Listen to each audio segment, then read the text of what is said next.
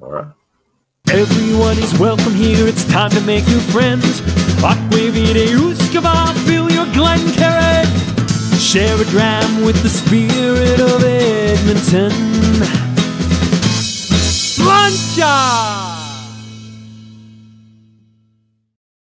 Slancha! And good day, whiskey brothers, whiskey sisters, whiskey friends, and welcome to the International Whiskey Journey.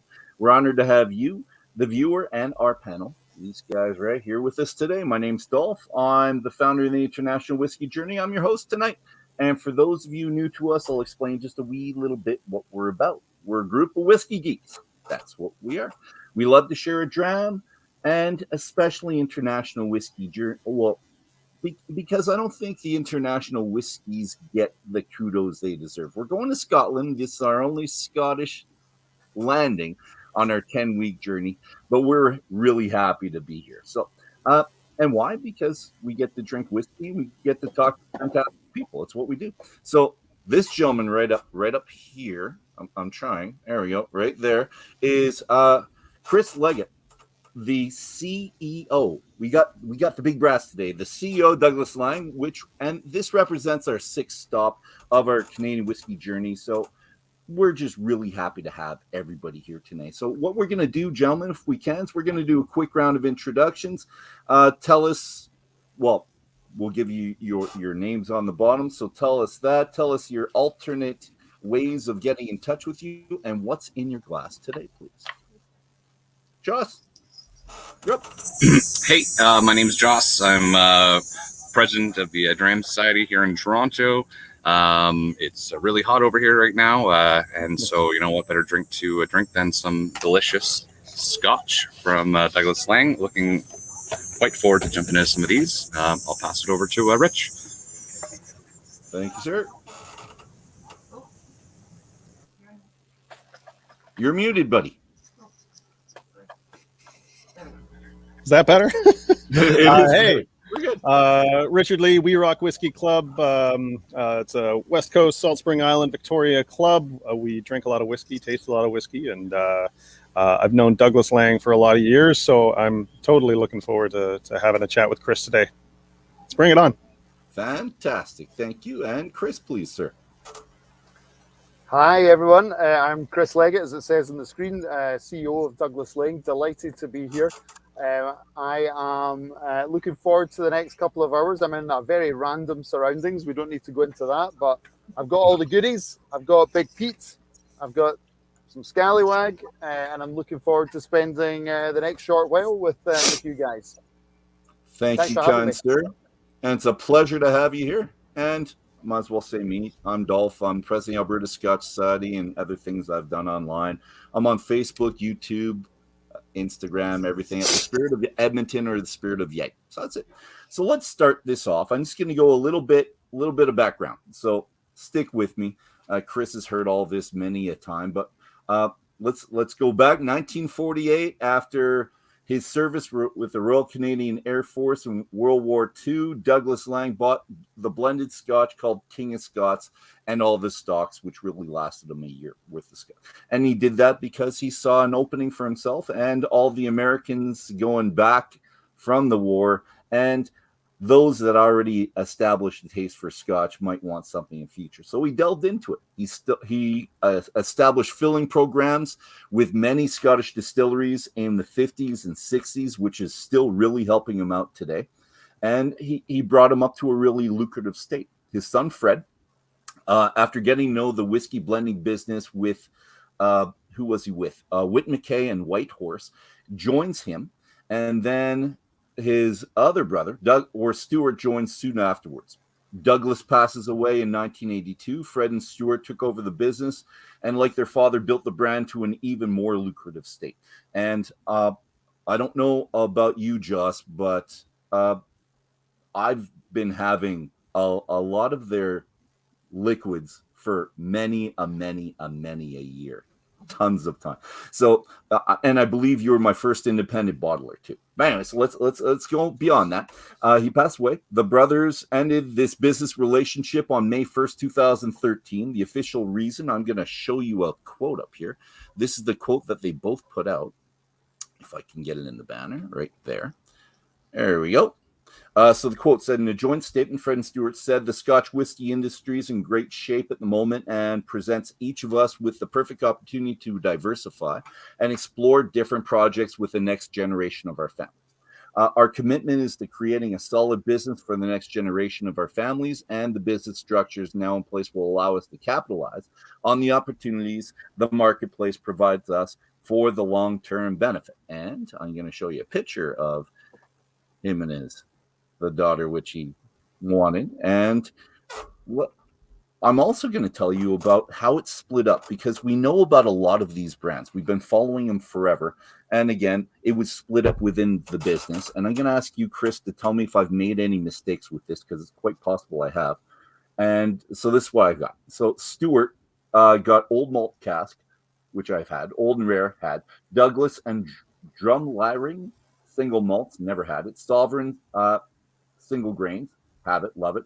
Douglas Blend, John Player Special, Langside, House of Peers blended Scotch, and they got the bottling facility in East Kilbridge. Fred, Providence, love. Director's Cut, love. Premier Barrel Single Malt, I don't know if I've had it. Clendenny Single Grain, not sure. Big Pete, love it. Double Barrel Blended Malts, love it. King of Scots, I wanted to ask if that's still in production, because that's what Douglas started with. And I need to find it, because I would love to have that link to the very first one that he put out. And he also got the name. So Douglas Laing and Company name was kept. So Chris, did I make a mistake?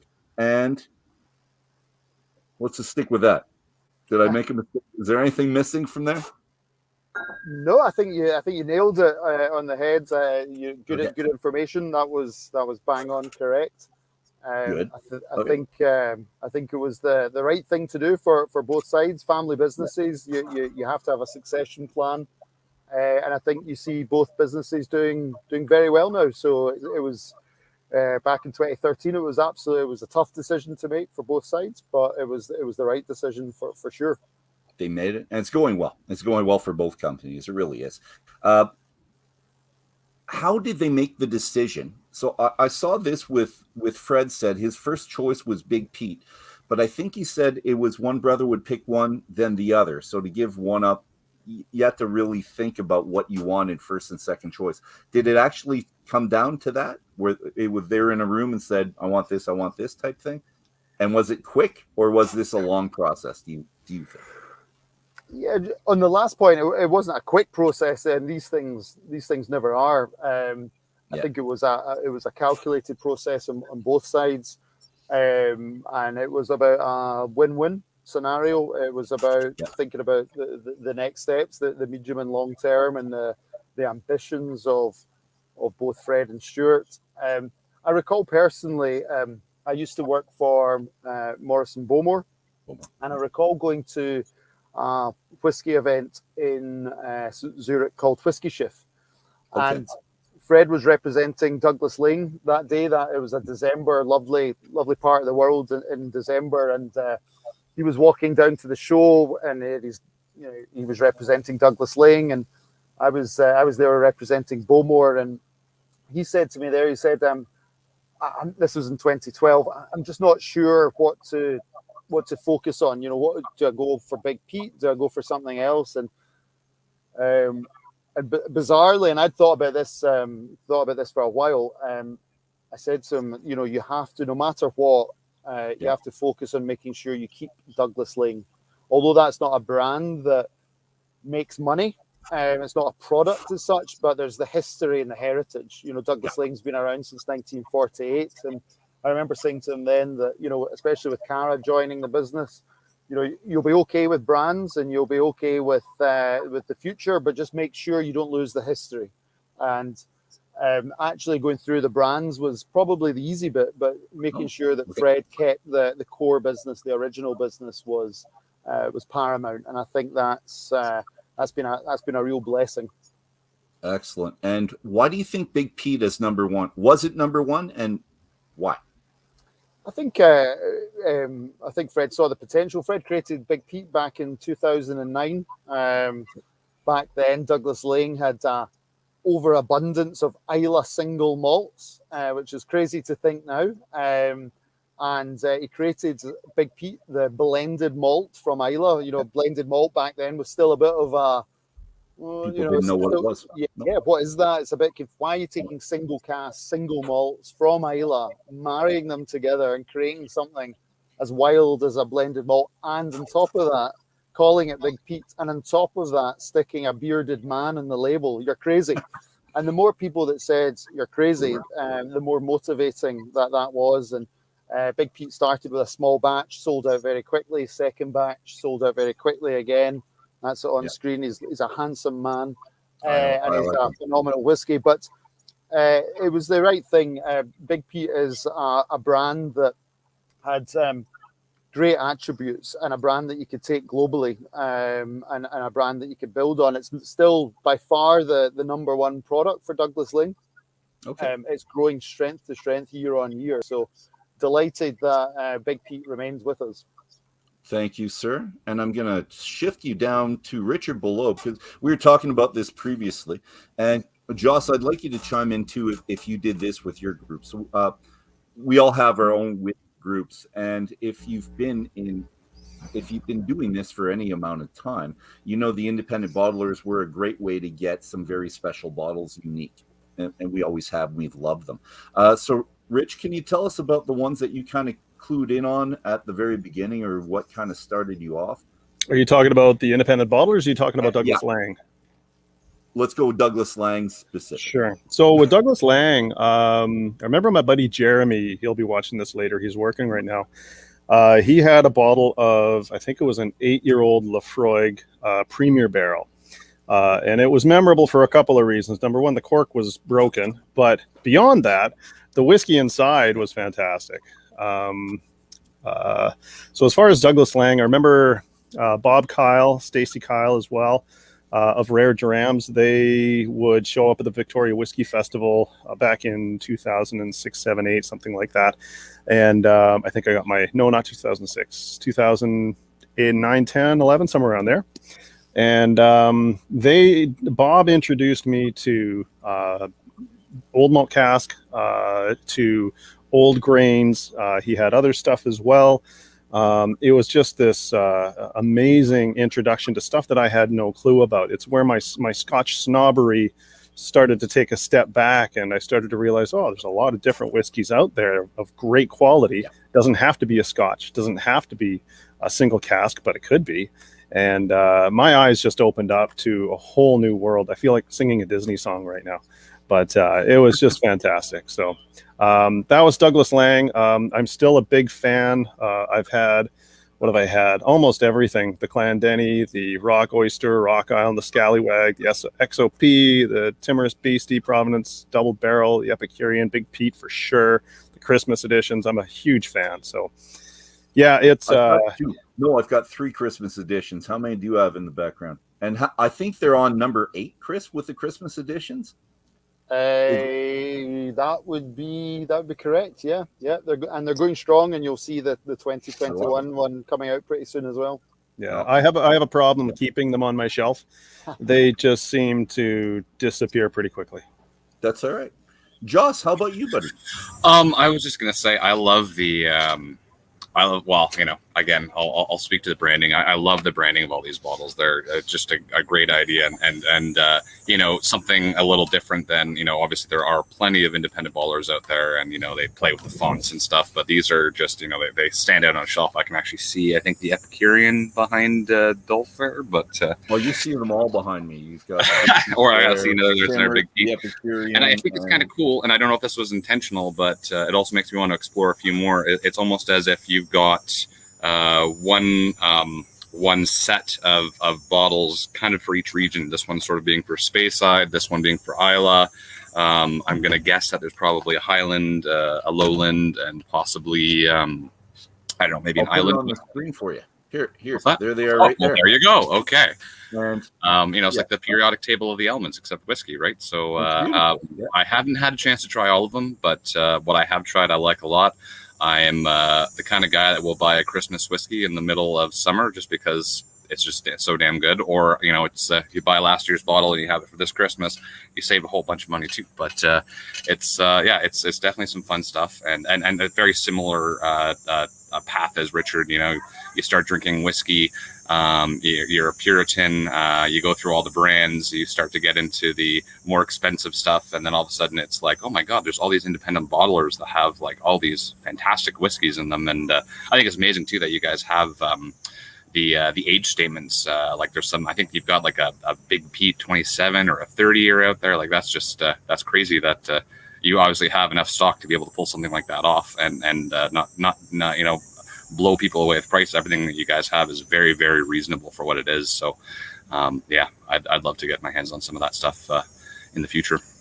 Well, I can hook you up with all of those, and I can get you the Gauldrons. We're going to talk about the Gauldrons later with Chris. And Rock Oyster, I've got a Rock Oyster in here because unless I finished it, and that'll be another question for you, Chris. Where did Rock Oyster go? Did that just become Rock Island? But what I want to ask about, actually, Joss, I'm just going to mute you just because I'm getting feedback.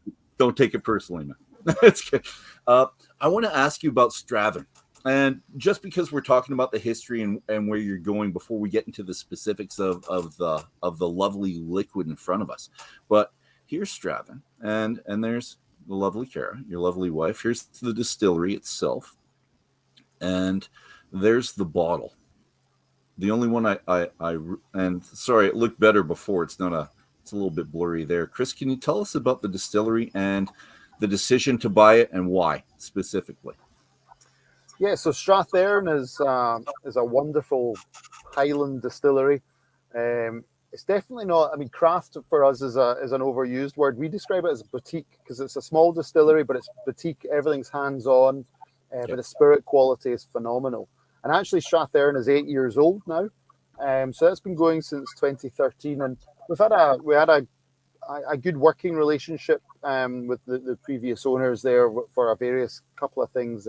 And back at the end of 2019, after various discussions, an opportunity came up to take a shareholds in the business, maybe look at some kind of distribution, and then that sort of started to grow arms and legs, and eventually we ended up taking a full purchase of the business, which suited all parties.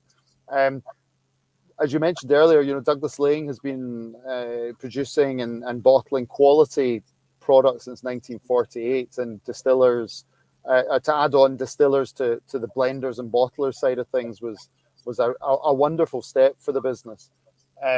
We took over Strathern, and then a few months later, obviously, we had the global pandemic kick off. So we felt that, we've not really even properly kicked off what we want to do up there. We've spent fortunes investing in infrastructure up there, growing the actual footprint of the distillery. So the output is much larger than what it was before. But it's exciting, and it's really going to be the sort of jewel in the crown for us. The quality of new make spirit that's being produced now is second to none. I'm going to say that, of course I am, but the way that they produce is fantastic, and I think you're going to see some really exciting things to come from Strathern. And again, that just gives us the full plethora, the full playbook of Scotch. We've got the wonderful single cask bottlings that we're doing and producing. We've got the remarkable regional malts, malt whiskey from each region, and now we've got the distillery piece added on top of that. So it's an exciting time at Douglas Laing just now, because we're touching a lot of various Scotch categories. We're not necessarily focusing on one area, but Strathern is going to be really important for us, for not just today but for the future. And as I say, we've invested heavily in the site, so exciting times in the years ahead. And not just investment in Clutha, as well as your headquarters.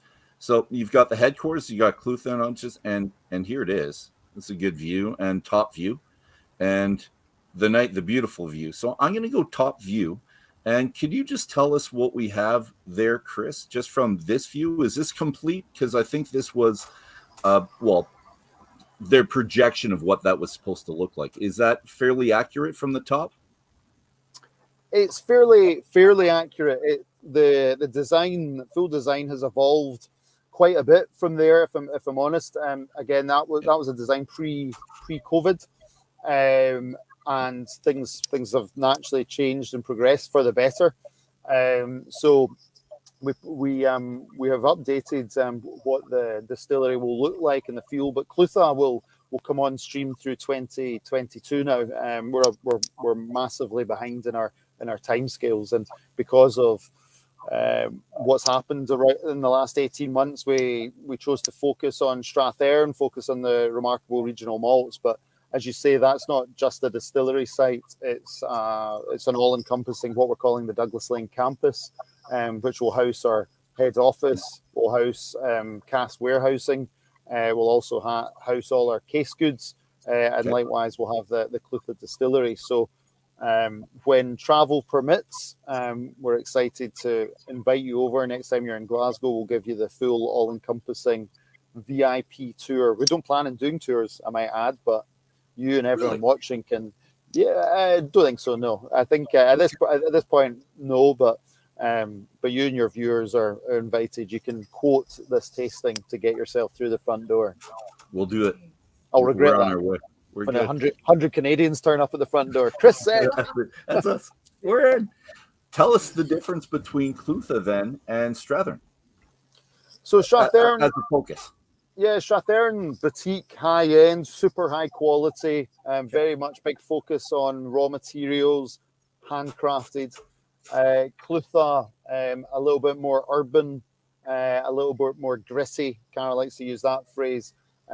Much higher production facility there. The output in litres per alcohol is nearly 5 times as high as Strathearn. So a different style, and it's a lowlander. Won't be a typical lowlander. So when you think of lowland, you think of sort of light, floral, grassy, maybe single malts. This is going to have a little bit more body. So yeah, that's they're definitely a lowlander and a highlander. So a great addition to the stable at Douglas Laing. How much will that ease your job? Because CEO, you have stock everywhere. You have warehouses everywhere. You have to deal with filling contracts everywhere. To have a central location, is this kind of your baby where you really wanted to try to centralize a little bit, or was this you just wanted to expand and you needed the warehouse room and you liked it right on the river? No, I think it is our baby. I think we've taken we reviewed the business in 2013 and where we wanted to go. Scotch whisky is not a fast business, so you plan out 1 year, 3 years, 5 years, 10 years. In fact, our spirit plan is 30 years long. So, as part of the process and part of the future, we wanted to create something that we could be proud of, but also bring a lot of the requirement in-house, such as the bottling or even distilling. So, I think we'll really benefit from having everything on our doorstep and in the campus. But that's not to say we're not going to continually store other casks at other distilleries around Scotland. That will still continue. Are you still looking at buying real estate other places, or are you done with expansion for a little bit? It's like consolidate and then somewhere else. Or is it a secret? Yeah, no, it's not. It's 50-50. I think there's an excitement and a desire to continually grow, but we need to remain focused to the plan. I think we have. I think we will see further development in the years ahead. That makes good commercial sense. But at some point, we will not look to consolidate, but we'll look to sort of focus and drive. But we're definitely going through a sort of a large output of an overall strategy at the moment, which is really exciting, and it gets the juices flowing. There was no desire to maintain just being a blender bottler as such and focusing on single cask. We wanted to really evolve into maintain that, but also evolve into distilling and being masters of our own destiny. Beautiful. And you should. You're in charge. You're in charge. You're the CEO too. You're in charge as it gets, buddy. Richard and Joss, any questions from you gentlemen before I start talking about the regional markets? Sure, yeah. malts. Dolph, you and I were talking about it earlier, and you alluded to it earlier, but that transition from rock oyster to rock island, and I have a particular interest in rock island that maybe I'll get into in a little bit. But what was that transition like? Why did the name change? How is the result been?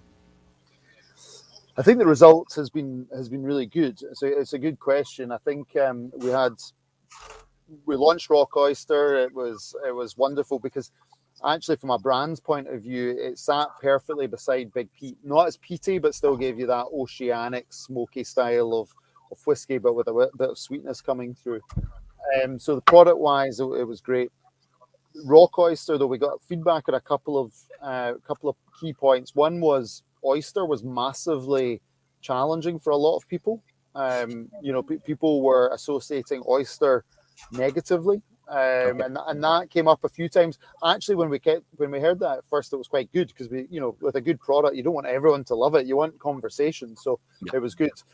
But we heard it a lot, and that was a challenge. And then that started the thought process again, thinking long term. Maybe we can change early and refocus. At the same time, in a couple of markets globally, we had trademark challenges, and we looked into it. We had an opportunity for Rock Island trademark globally, and it made sense just to let's change the name now. Let's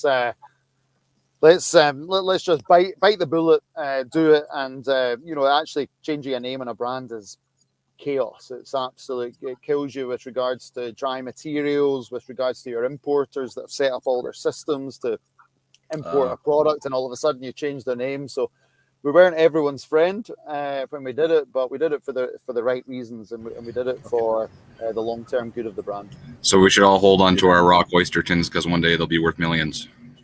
Millions. Joss, another question, buddy? I'm going to ask you about Galdrins if you don't. Oh no, I always love to bug distillers. I'd love to know what are some of the older casks you guys have sitting back there, if you're allowed to even talk about that. Of course he is. He's a CEO. He does whatever he wants. and it's a Fred's Saturday. not watching this. Neither's Carrie. You're the boss. Yeah, and it's a Saturday. Who cares? No, we're lucky that the stable is wonderful. It's from new make right the way through to, I think our oldest cask just now is about 56 years old, and there's some phenomenal single casks there, and actually. Ones for my personal favorite are some of the older grains. I think some of the older grains are really underrated, and I think flavor profile and quality can be outstanding. But yeah, we're lucky that we can dive into the stock book and see big brand names that are known globally, and we're lucky enough to own these single casks. And we've got to look after them, and we've got to release them when the time is right. Likewise, we're continually checking on the quality of these casks, because as we all know, age is only one factor. You can have a really good whiskey that ages too much, and actually wood overtakes the spirit quality, and that can be a challenge. But maybe a bit political because I've not mentioned any names, but we've definitely got a wonderful array of older single casks that will see us in good stead for decades to come. Excellent. And go ahead, Joss. No, I was just going to say, so I guess we can expect to see older and older expressions of Big Pete coming out as those casks reach full maturity. Yeah. Again, people still think we're mad because we will take a single cask, single malt from Islay, and then we'll take another single cask, single malt from Islay, and we'll marry them together. And we'll all of a sudden create this blended malt, and then you do that on a scale, and it still blows people's mind that we do that. And I've got to say we do it because we're marrying the distiller's art, and then we're bringing in the blender's art, which is right the way through our business, because we're really focused on liquid quality and it's that old phrase, which again I'm sure some of you have heard: if a single malt is a violin, then a blended malt is like a full orchestra. And we actually think that when we start marrying some of these older single cask, single malts, we start to really create some beautiful whiskies. And if you can regionalize them and focus on Big Pete or Scallywag, then all the better. And if I'm not mistaken, Chris, you've got Douglas Laing has. Correct me if I'm wrong, but don't they have the largest quantity of barrels of Port Ellen in your warehouses? Is that correct? The answer to that would be no, because I presume Diageo will beat us to that. And if it's not second, it's up there. It'll be. I'm sure it's sizable. I obviously don't have the visibility to other stockholds of other companies, but our Port Ellen stocks are still very healthy, and we're very fortunate and lucky to have that again in our portfolio. I really like the blending comment though, because if you wanted to sell each of the barrels individually, I think you would have made more money on those barrels. Who knows? I'm sure you're making a scat of money and you're maximizing what you could get. But when we think of the 25, 30, 35-year-old single barrels that come out and the phenomenal prices that they're getting now, it does seem a little bit mad that you are blending them. And I think that's where that comment really comes from, because the money that we think you can get from the individual bottles would seem to dwarf it, because we're getting Big Pete for $100 for the Christmas one, just under that for the regular Christmas Pete, the non-special releases, and 5 times less than what we would think for something else. So kudos to you. It's good. Are you saying we should put, Dolph, have you just said that we should put our prices up? Yeah. I think you're doing whatever you need to do to make enough money to keep your job. And you should keep that out. That's good. I do have one comment here from this gentleman. I like this comment, and I haven't noticed it, but he's thinking that Big Pete's getting a receding hairline. And the picture that I had here of Big Pete might actually help in his... I think his comb over is just getting blown away is what's going on. Without... No. Big Pete's kind of superhuman. He doesn't lose hair. He's always like that. What's the American martial arts guy that can stop bullets with his breath and all this stuff? Chuck Norris. Chuck Norris. He's like the Chuck Norris of whiskey. Let's go with that. We should have him in a dojo fighting at one point. That'd be good. And my other question. So Rock Oyster, I did like a comment that we had down here as well about Rock Oyster. And Marcel, I agree completely. Not just oysters and whiskey, but oysters and peated whiskey are such a good combination. I like it a lot. And maybe that's where the name actually came from, the thought, or just trying to marry those two ideas. I think it was great. But I do need to know about this. And this is my favorite amongst them all. I like Big Pete and I collect Big Pete, but this is something that I've had with me forever. As soon as I had it, I've always had it. And I'm wondering why this isn't part of the remarkable regional malt series.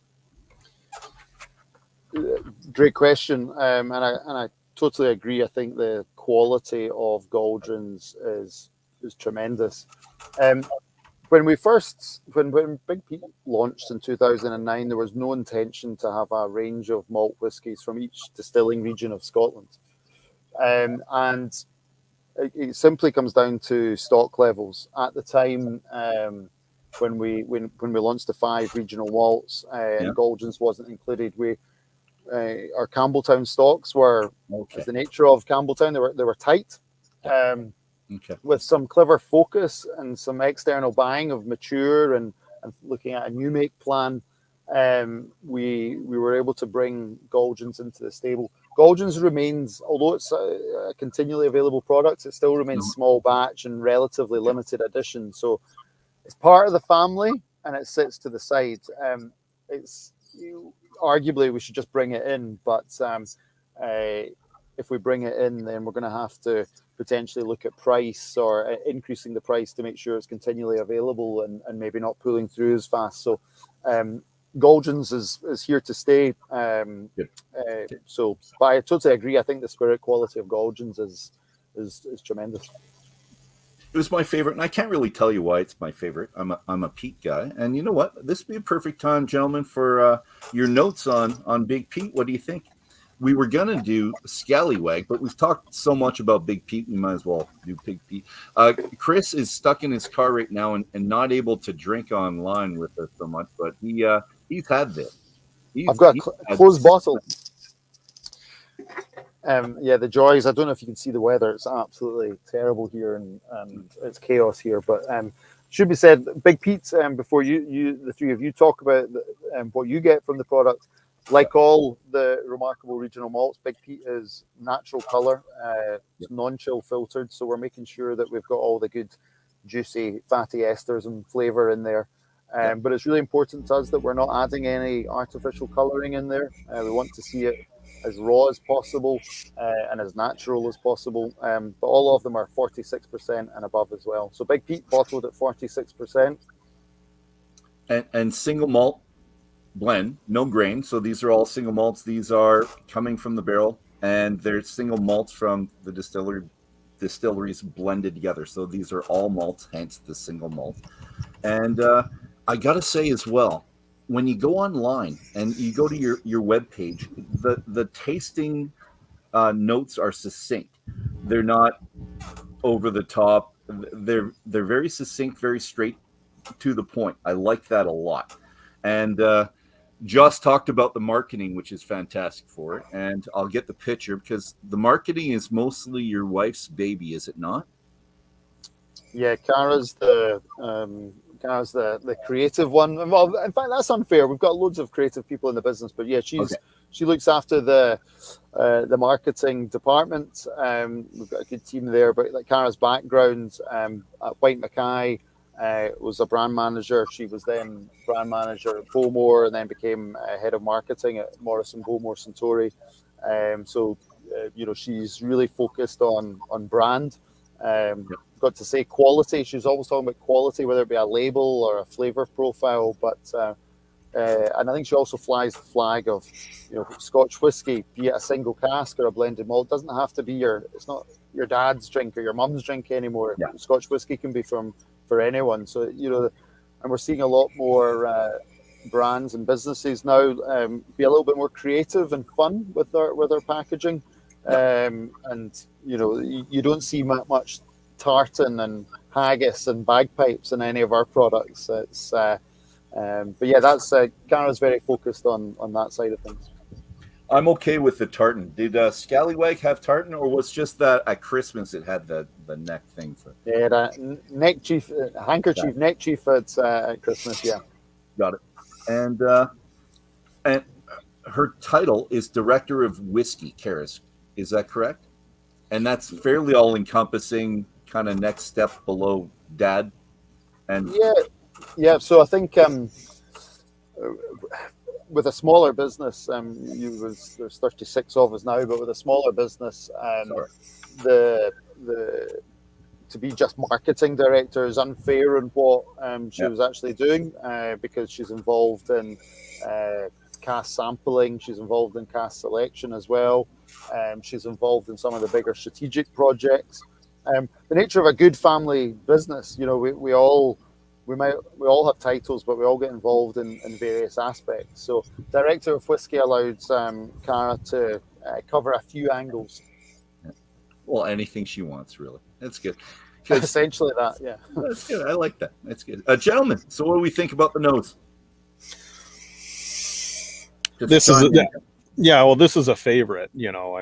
I've gone through several bottles of Big Pete, and as Joss was mentioning earlier, one of the phenomenal things about Big Pete is that the price in Canada has actually come down significantly. So instead of, I think in BC, the regular Big Pete, I think, was going for originally about $100 plus 15% tax.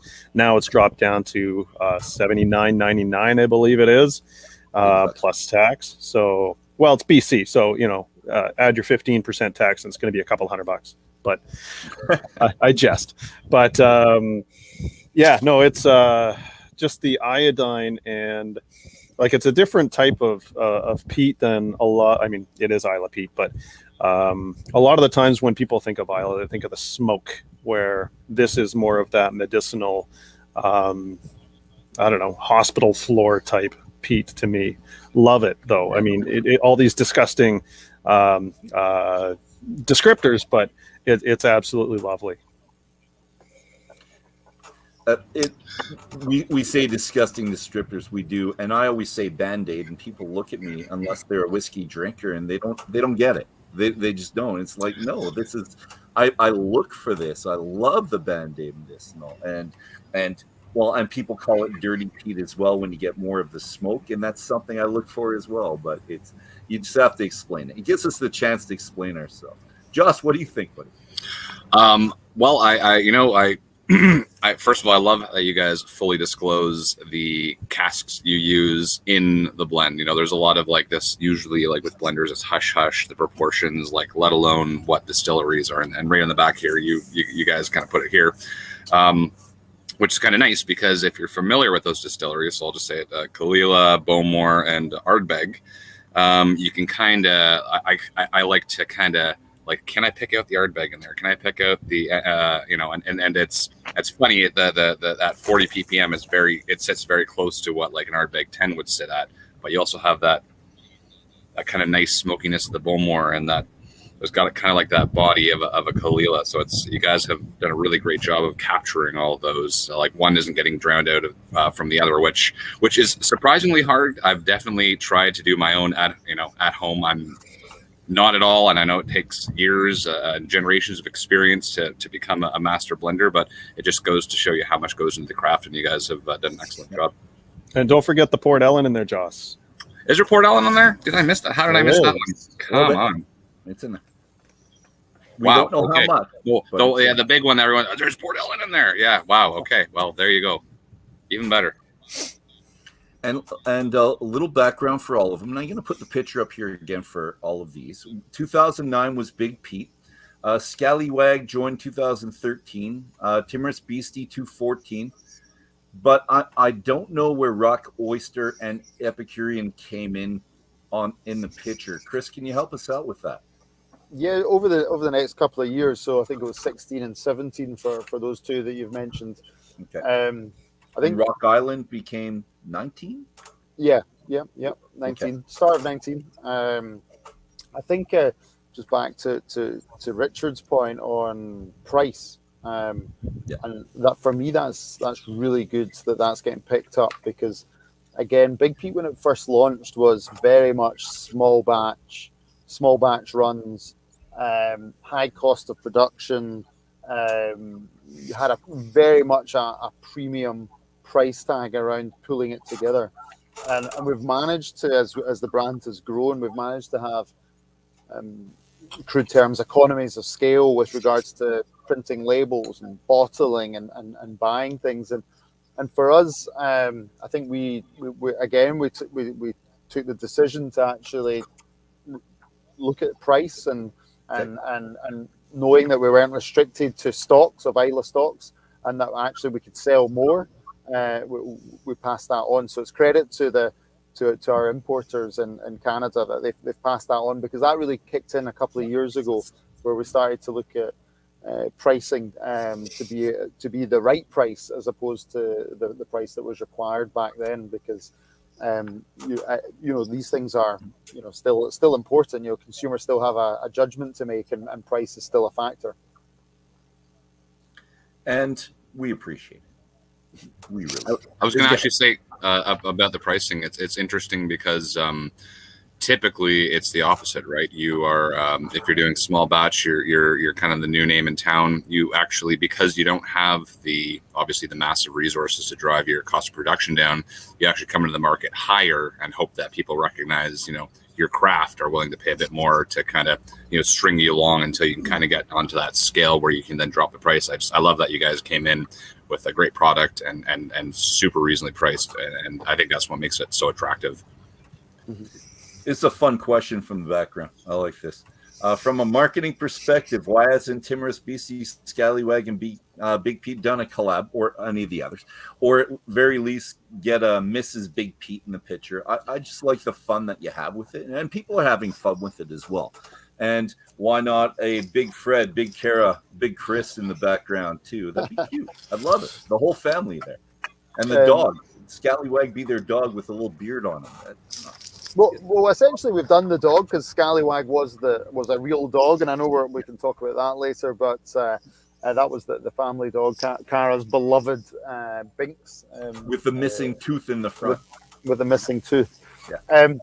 Funny on Do Mrs. Pete, we actually did an April Fool's a few years ago and launched Big Patricia on Facebook, and we had we'd given Big Pete a rather different look, shall we say, and we had importers and customers going crazy. Why have you launched this product on Facebook? You've not told us about it. What's my allocation? How much am I getting? It's April Fool's. It's a joke. So yeah, maybe one day that will become reality and join the Big Pete family. We've looked at doing collabs as well. I think there's a fine line between having fun and having quirky brands and cool brands, but actually being serious. Because actually, although we've got a dog in one and we've got Big Pete, the Isla fisherman, these are serious whiskies that we're talking about. These are the quality in your glass just now is still top marks, 5-star. And I think sometimes messaging can be lost if it's a bit too quirky and too fun. So I think we might do something in the future, but we just need to make sure that it's the right product and at the right time. Thank you, sir. And I agree. I like cute, but no, I like cute. I like cute, and I'm okay with the cuteness element to it. But I do like the messaging that whiskey should be serious for some, but let some people have fun, and let's get the people like my children's age, the 21, 23, 25-year-olds, let's get them into whiskey let's not take ourselves too seriously all the time.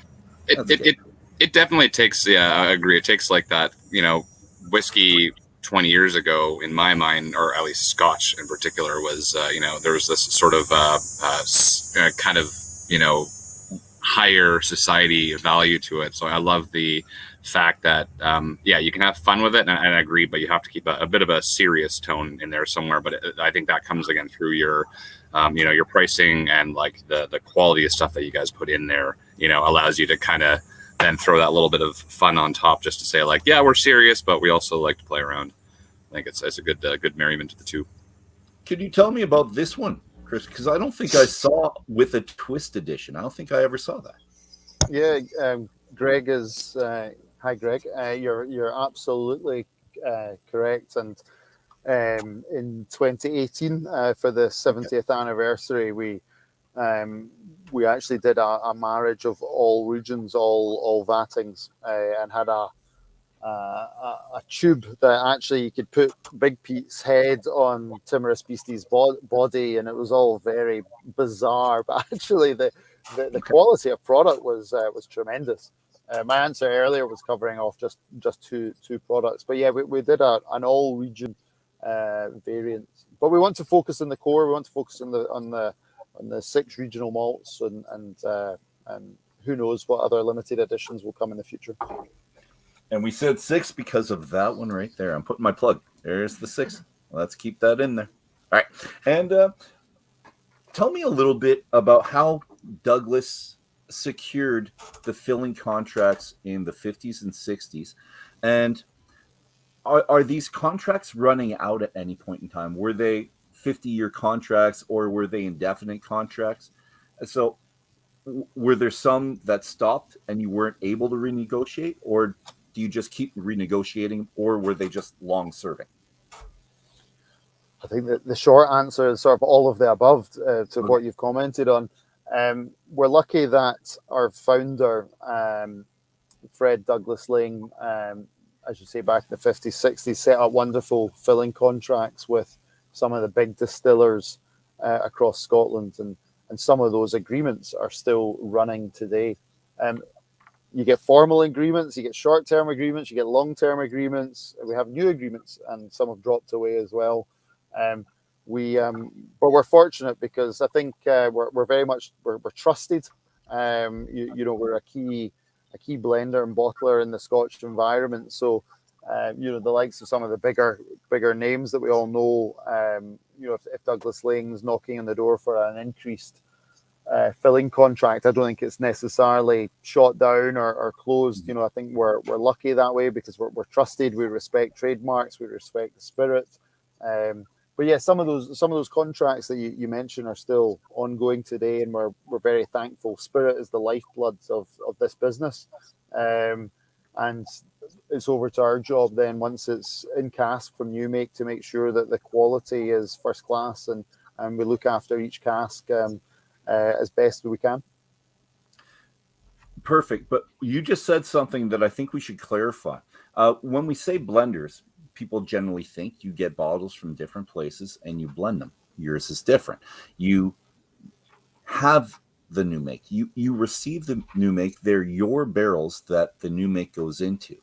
Can you clarify that just a little bit more for us so people can see the difference between it? Because I think that's a very important distinction.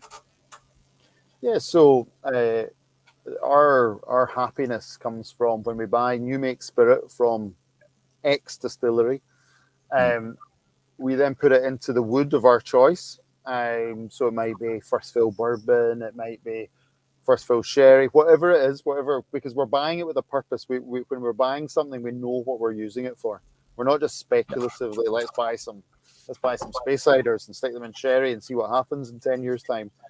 We're doing it with a purpose and a plan and a focus. And so yeah, by producing the distillers producing these wonderful new makes that we get to again try at new make stage, we marry that with our wood, and then it's over to the maturation period, and at which point we're checking in these casks sometimes 2 or 3 times a year individually, or other times it's you might take a little bit longer.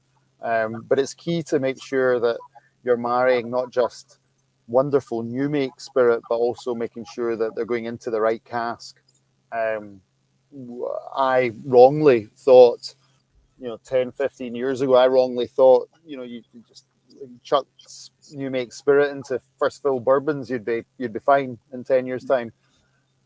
You probably will be, but actually that's not maybe great for our long-term maturation. If you're thinking about the next 25-year-old, you might not want it to go into a first fill bourbon because all of a sudden you just get a big vanilla cake in 25 years' time, and maybe that's not what you're looking for. So there's a lot of fun there when you start to marry up different new makes, different distilleries from different regions with different wood types. It's very there's a lot of moving parts, and there's a lot of ways you can get it wrong. But again, for us, that's as distillers and blenders and bottlers, that's the fun side of things, marrying all those components together to try and create wonderful whiskies. Thank you very much. And what we're going to do now, because we're going to wrap things up, not with further questions, just last comments. So Richard, Joss, and Chris, we'll just do last comments. Then we're going to take the break before we go to the after draft. Rich, anything left to say right now? Oh, it doesn't seem like last comments. It seems like we've got more coming here. So, but to summarize where we're at so far, the Scallywag I've been sipping on that since we started, and then switched over to the Big Pete. Both are, exceptional drams, and ones that I recommend or would recommend to my whiskey club regularly. The Big Pete showcases quite often in our tastings in different iterations, whether it's the Christmas edition or whatever, and it's always a fan favorite. So, and I also love that it's non-chill filtered, non-colored. That Big Pete, Douglas Laing is really by their labeling, again, having a bit of fun with the labels, about the coloration of the Big Pete. They're taking those almost risks of being a little bit different and a little bit more authentic, taking the pretentiousness out of Scotch drinking and putting back a little bit of honesty in it. And for those of us who have been around whiskey for a little while, are really, really appreciating that. So look forward to the next hour. Let's keep going. Fantastic comments, buddy. Good job. Joss? Well, try to follow that up. Sorry. No, I was just going to say thank you. The pretension, that was the word I was looking for earlier when talking about the branding and that sort of thing. But and I guess I did want to kind of highlight that you don't become you don't stand out amongst the crowd when you're doing what everyone else is doing, right? So kind of like what Dolph was saying, you could easily have batched all those single casks you had like everyone else, dump them on the market for ridiculous prices and probably still do quite well. So the fact that you've taken them and you're blending them and people are freaking out but coming out with these awesome products, I think is great. I was also going to say we had the Goldrins in our every year we put an advent calendar together and try to get as much kind of strange stuff that people would normally get over here, specifically in Ontario, and Goldrins did remarkably well. So I just brought it back up. So now, of course, I've got to go try to find a bottle of that. And the last thing I wanted to mention was we talk again a lot about single malts. We talk about blends, and you had talked about single grain whiskey, and I think that's like one of the frontiers really that's really yet to be explored. There are bottles out there, and I don't think a lot of people jump into them or quite understand them yet. So the fact that you can go out and get like a 40 or 50-year-old bottle of single grain whiskey for a few thousand or sometimes even a few $100s just speaks volumes that there's a potential there, and it's really exciting that you were saying that some of the best stuff that you have in casks is a single grain whiskey. So I'm excited for the future to kind of see how that goes and plays out. Good comments, and I agree. Looking forward to that. I love my single grains. Cameron Bridge was my first single grain, and I don't know if you have a contract with Cameron Bridge, but that was the first tasting I ever gave was with Cameron Bridge, and they were all independent bottlers. It was fantastic. Thank you very much. Chris, any last comments before we sign off for the After Dram? Last comment. So far, first hour has been great.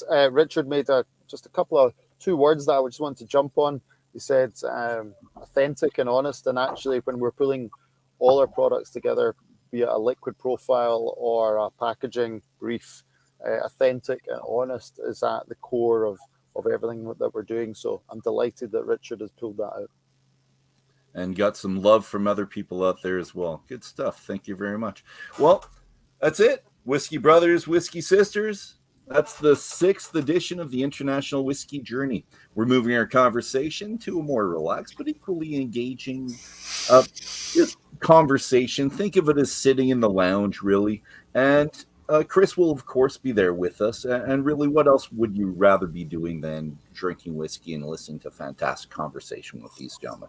So we'll be back. 5 minutes. We'll be back on this channel, the After Dram. And if you don't want to miss a minute in the future, like, subscribe. But we will see you in 5 minutes. Thank you, everybody. And